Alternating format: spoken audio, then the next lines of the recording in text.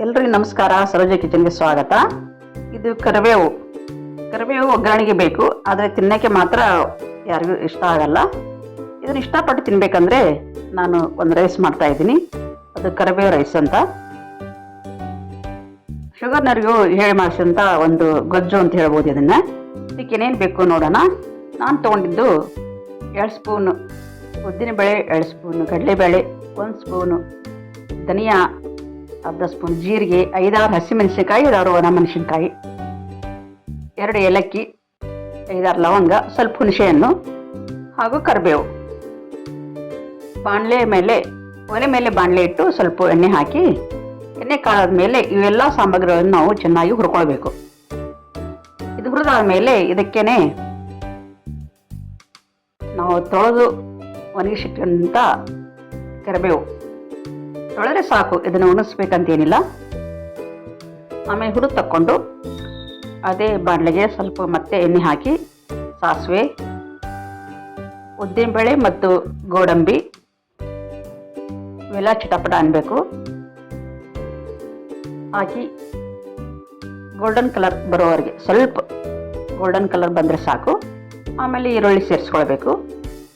ಈರುಳ್ಳಿ ಸ್ವಲ್ಪ ಫ್ರೈ ಆದಮೇಲೆ ಈ ನಾವು ಹುರಿದಿಟ್ಟುಕೊಂಡ ಸಾಮಗ್ರಿಗಳನ್ನು ಮಿಕ್ಸಿಯಲ್ಲಿ ಪುಡಿ ಮಾಡ್ಕೊಳ್ಬೇಕು.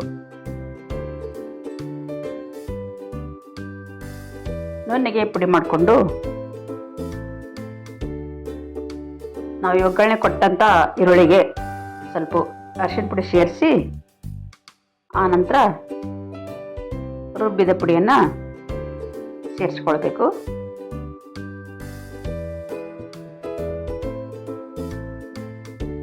ಇದನ್ನು ಸೇರಿಸಿದಾದ್ಮೇಲೆ ಜಾಸ್ತಿ ಹುರಿಯೋದೇನು ಬೇಡ, ಯಾಕಂದರೆ ಆಲ್ರೆಡಿ ಇದನ್ನು ಹುರಿದಿದ್ದು ನಾವು ಎಣ್ಣೆ ಮತ್ತು ಈರುಳ್ಳಿಯಲ್ಲಿ ಸೇರಿದ್ರೆ ಸಾಕು, ಗೊಜ್ಜು ಟೈಪ್ ಆಗುತ್ತೆ. ಇದನ್ನು ನಾವು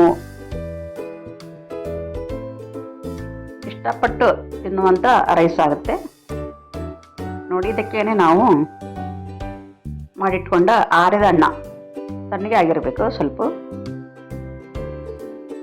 ಕಲಿಸ್ಕೋಬೇಕು. ಕಲಿಸ್ಕೊಂಡು ನೋಡಿ, ರುಚಿಗೆ ತಕ್ಕಷ್ಟು ಉಪ್ಪು ಹಾಕೊಂಡ್ಬಿಟ್ರೆ ಕರಿಬೇವು ರೈಸ್ ರೆಡಿ. ಇದು ವಿಡಿಯೋ ನಿಮಗೆ ಇಷ್ಟ ಆಗಿದ್ದಲ್ಲಿ ಲೈಕ್ ಮಾಡಿರಿ, ಶೇರ್ ಮಾಡಿ, ಪ್ಲೀಸ್ ಸಬ್ಸ್ಕ್ರೈಬ್ ಮಾಡಿ. Thank you.